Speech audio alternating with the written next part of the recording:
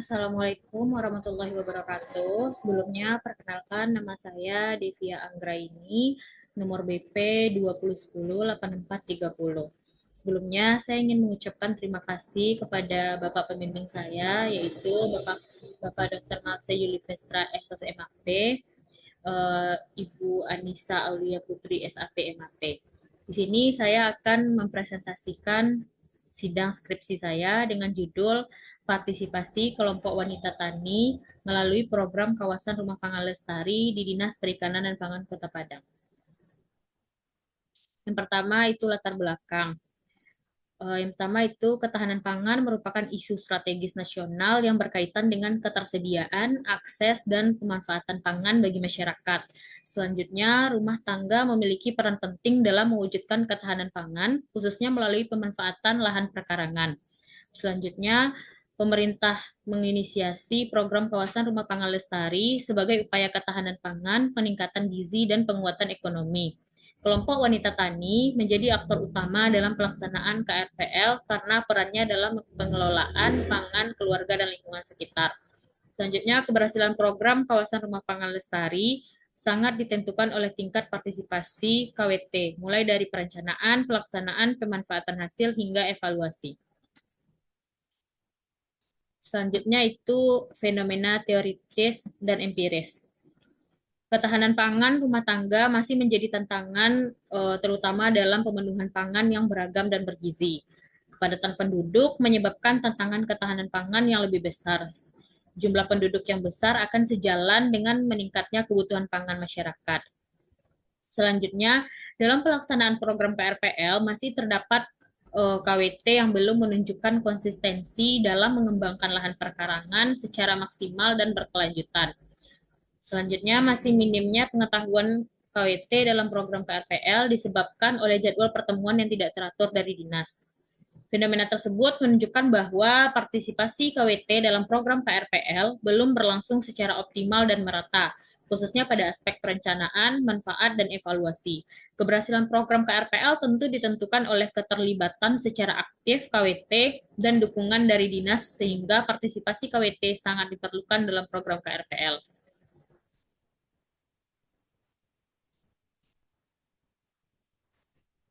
Selanjutnya itu rumusan masalah. Bagaimana partisipasi kelompok wanita tani dalam program kawasan rumah pangan lestari di Dinas Perikanan dan Pangan Kota Padang. Tujuan penelitian untuk mendeskripsikan partisipasi kelompok wanita tani dalam program kawasan rumah pangan lestari di Dinas Perikanan dan Pangan Kota Padang. Selanjutnya itu manfaat penelitian. Itu yang pertama ada manfaat teoritis. Penelitian ini diharapkan dapat memberikan kontribusi kepada pengembangan ilmu administrasi publik, yaitu tentang partisipasi masyarakat. Dengan demikian, penelitian ini dapat memberikan wawasan dan pengetahuan kepada pembaca, khususnya mahasiswa administrasi publik. Selanjutnya itu manfaat praktis. Penelitian ini diharapkan dapat memberikan manfaat berupa gambaran dan upaya yang dilakukan Dinas Perikanan dan Pangan Kota Padang dalam partisipasi masyarakat melalui program KRPL. Selanjutnya itu studi penelitian yang relevan. Yang pertama ada dari Andi Evianti, partisipasi anggota KWT Lestari di Desa Bulie, Kabupaten Bone dalam program KRPL. Yang kedua itu ada Bungati 2022, partisipasi KWT dalam program Modelo Kawasan Rumah Lestari di Kelurahan Tumpas, Kecamatan Unaha, Kabupaten Bone. Selanjutnya itu yang ketiga ada dari Tutut Asyahidu 2018, yaitu partisipasi wanita tani dalam program kawasan rumah pangan lestari di Desa Jambewangi, Kecamatan Solopuro, Kabupaten Blitar. Selanjutnya itu partisipasi masyarakat oleh Cohenden Upov 1980. Partisipasi masyarakat menurut Cohenden Upov itu terbagi menjadi empat variabel, yaitu yang pertama partisipasi dalam pengambilan keputusan atau participation in decision making. Yang kedua ada partisipasi dalam implementasi, partisipasi in implementation, partisipasi dalam manfaat atau partisipasi in benefit, dan yang terakhir itu ada partisipasi dalam evaluasi atau partisipasi in evaluation. Selanjutnya itu ada skema pemikiran. Pertama ada partisipasi kelompok wanita tani melalui program kawasan rumah pangan lestari di Dinas Perikanan Kota Padang. Selanjutnya Undang-Undang Nomor 18 Tahun 2012 tentang Pangan, Peraturan Presiden Nomor 22 Tahun 2019, Tahun 2009 tentang kebijakan percepatan penganekaragaman konsumsi pangan berbasis sumber daya lokal. Selanjutnya itu ada Peraturan Pemerintah Nomor 17 Tahun 2015 tentang ketahanan pangan dan gizi. Selanjutnya Peraturan Gubernur Sumatera Barat Nomor 8 Tahun 2017 tentang penganekaragaman pangan berbasis sumber daya lokal. Selanjutnya Keputusan Wali Kota Padang Nomor 189 Tahun 2019 menetapkan kelompok wanita tani sebagai penerima manfaat untuk percontohan kawasan rumah pangan lestari. Selanjutnya itu teori partisipasi masyarakat oleh Cohen dan Uphoff. Yang pertama ada partisipasi dalam pengambilan keputusan, partisipasi dalam implementasi, partisipasi dalam manfaat, dan partisipasi dalam evaluasi. Selanjutnya itu definisi konsep. Yang pertama, partisipasi masyarakat. Yang kedua, kawasan rumah pangan lestari. Dan yang ketiga, program. Selanjutnya, definisi operasional. Itu terdiri dari 4 variabel. Yang pertama itu ada variabel partisipasi dalam pengambilan keputusan dengan indikator keikutsertaan dalam rapat, dan sumbangan pemikiran dan memberikan informasi. Yang kedua ada partisipasi dalam implementasi, memiliki 2 indikator. Yang pertama kontribusi dalam sumber daya, yang kedua kontribusi secara materi dan non-materi. Variabel yang ketiga itu partisipasi dalam manfaat, yang mana ada 3 variabel, yaitu 3 indikator, yaitu manfaat ekonomi, manfaat sosial, dan manfaat lingkungan. Selanjutnya itu variabel terakhir, partisipasi dalam evaluasi dengan indikator umpan balik.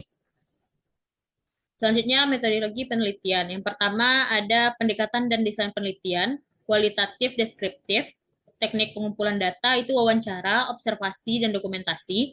Selanjutnya teknik pemilihan informan itu purpose sampling, peranan peneliti itu sebagai instrumen kunci, proses penelitian. Yang pertama itu menentukan topik dan memasukkan surat, mendapatkan balasan surat dan survei awal penelitian, menyusun naskah proposal penelitian, mengumpulkan dan menganalisis data penelitian, dan yang terakhir itu menyusun naskah hasil penelitian. Unit analisis data itu di Dinas Perikanan dan Pangan Kota Padang. Selanjutnya teknik analisis data itu ada reduksi data, penyaji data, dan penarikan kesimpulan. Dan terakhir ada teknik keabsahan data, yaitu adalah dengan triangulasi sumber. Selanjutnya itu lokasi penelitian. Pertama itu Kota Padang. Kota Padang merupakan salah satu dari 7 kota yang terletak di wilayah Provinsi Sumatera Barat. Kota Padang menjadi ibu kota dari Provinsi Sumatera Barat. Terdiri dari 11 kecamatan dan 10 kelurahan dengan luas wilayah 694,96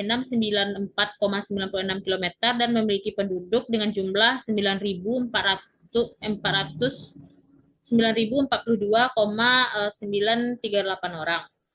Selanjutnya itu Dinas Perikanan dan Pangan Kota Padang. Dinas Perikanan dan Pangan Kota Padang merupakan perangkat daerah yang memiliki tugas pokok dalam mengelola urusan pemerintah daerah di bidang perikanan dan pangan Kota Padang. Selanjutnya itu temuan dan hasil. Yang pertama itu ada partisipasi dalam pengambilan keputusan atau partisipasi in decision making. Yang pertama ada keikutsertaan dalam rapat. Keikutsertaan kelompok wanita tani dalam rapat program kawasan rumah pangan lestari belum berlangsung secara optimal. Rapat yang diselenggarakan sebagai sarana koordinasi dan pengambilan keputusan belum diikuti secara rutin oleh seluruh anggota, di mana kehadiran lebih didominasi oleh pengurus inti, sehingga keterlibatan dalam proses pengambilan keputusan belum mencerminkan partisipasi menyeluruh. Selanjutnya itu ada sumbangan pemikiran. Sumbangan pemikiran terlihat hanya sebagian anggota yang aktif menyampaikan pendapat, saran maupun ide. Anggota yang aktif umumnya adalah pengurus dan anggota tertentu yang memiliki pemahaman yang lebih terhadap program. Hal ini disebabkan oleh pertemuan dari dinas yang masih belum teratur. Selanjutnya ada partisipasi dalam implementasi. Yang pertama itu ada kontribusi dalam sumber daya. Kontribusi dalam sumber daya yaitu anggota kelompok berperan aktif dengan menyumbangkan tenaga, waktu, serta keterampilan yang dimiliki dalam pelaksanaan kegiatan program. Keterlibatan tersebut tampak dalam pengolahan lahan, penanaman, perawatan, dan pemeliharaan tanaman yang dilakukan secara bersama. Meskipun demikian, tingkat kontribusi antar anggota masih berbeda karena dipengaruhi oleh ketersediaan waktu, kemampuan fisik, dan kesibukan masing-masing. Yang selanjutnya itu kontribusi materi dan non-materi. Kontribusi materi cenderung masih terbatas dan tidak merata, sehingga program ini masih bergantung pada bantuan pemerintah. Kontribusi dalam materi yang diberikan berupa alat, bahan, dan uang sesuai dengan kemampuan masing-masing. Kontribusi secara non-materi berupa ide, motivasi, kerjasama, dan saling membantu antar anggota. Sudah dijalankan, namun tidak semua berkontribusi. Selanjutnya itu adalah partisipasi dalam manfaat. Yang pertama itu ada manfaat ekonomi. Manfaat ekonomi telah dirasakan dan membantu dalam memenuhi sebagian kebutuhan rumah tangga melalui pemanfaatan hasil perkarangan. Kondisi tersebut membantu pengurangan pengeluaran rumah tangga dan pada beberapa KWT itu memberikan tambahan pendapat dan hasil penjualan. Namun, manfaat ekonomi masih bersifat terbatas dan belum menjadi sumber pendapatan bagi KWT. Selanjutnya itu ada manfaat sosial. Manfaat sosial dikatakan cukup berhasil karena ini mendorong terjadinya hubungan yang baik antar anggota. Kegiatan yang dilakukan secara bersama meningkatkan rasa kebersamaan, kerjasama, dan saling membantu di antara KWT. Selanjutnya itu ada manfaat lingkungan. Program ini memberikan dampak positif terhadap pemanfaatan lingkungan sekitar. Perkarangan yang sebelumnya kurang dimanfaatkan menjadi lebih produktif dan tertata, sehingga menciptakan lingkungan yang hijau dan asri. Selanjutnya itu variabel terakhir ada partisipasi dalam evaluasi. Pertama yang ada itu umpan balik. Dalam umpan balik, tidak semua anggota aktif terlibat. Sebagian anggota cenderung pasif dan memilih menerima hasil evaluasi tanpa menyampaikan pendapat atau masukan secara langsung. Hal ini tentu menyebabkan proses evaluasi masih didominasi oleh pengurus atau anggota tertentu yang lebih aktif dan berani dalam menyampaikan pendapat. Selanjutnya itu ada kesimpulan. Program Kawasan Rumah Pangan Lestari merupakan program yang bertujuan untuk mengatasi masalah ketahanan pangan di rumah tangga. Dinas Perikanan dan Pangan Kota Padang berperan sebagai leading sektor sekaligus pelaksana teknis program KRPL yang bertanggung jawab dalam perencanaan, pembinaan, pendampingan, serta pengawasan pelaksanaan program di tingkat kelompok wanita tani Kota Padang. Dinas juga berfungsi sebagai fasilitator dengan menyediakan sarana prasarana, menyelenggarakan pelatihan, serta melakukan monitoring dan evaluasi untuk memastikan program berjalan sesuai dengan tujuan. Tujuan dari program adalah untuk meningkatkan ketahanan pangan rumah tangga. Akan tetapi, dalam pelaksanaan program ini terdapat beberapa kendala seperti kurangnya partisipasi KWT dalam proses perencanaan dan evaluasi program. Hal ini menyebabkan kurang efektifnya program KRPL sehingga diperlukannya partisipasi yang lebih tinggi dari KWT agar program ini lebih efektif dan berkelanjutan. Selanjutnya itu ada saran. Yang pertama, diharapkan Dinas Perikanan dan Pangan Kota Padang melakukan pertemuan secara teratur. Hal ini diperlukan untuk meningkatkan pengetahuan anggota KWT terhadap program KRPL. Yang kedua, diharapkan Dinas Perikanan dan Pangan Kota Padang meningkatkan kualitas pendampingan dan pembinaan kepada KWT. Hal ini dibutuhkan agar dalam pengelolaan lahan yang dilakukan bisa lebih efektif. Yang ketiga, perlunya Dinas mengadakan kegiatan yang meningkatkan semangat dan daya saing anggota KWT dalam pelaksanaan program KPR. Hal ini diperlukan karena kebanyakan dari KWT kurang kreatif dalam penanaman lahan. Yang keempat itu perlunya peningkatan kesadaran dan komitmen seluruh anggota KWT untuk terlibat aktif dalam setiap tahapan program KRPL. Yang kelima, pengurus kelompok diharapkan dapat berperan lebih aktif dalam mengajak dan memotivasi anggota agar berani menyampaikan pendapat, usulan, serta kritik yang bersifat membangun. Yang terakhir itu diharapkan kelompok wanita tani dapat mengatur jadwal pertemuan yang fleksibel dan disepakati secara bersama agar kehadiran anggota dapat lebih optimal. Sekian hasil presentasi saya. Saya ucapkan terima kasih. Assalamualaikum warahmatullahi wabarakatuh.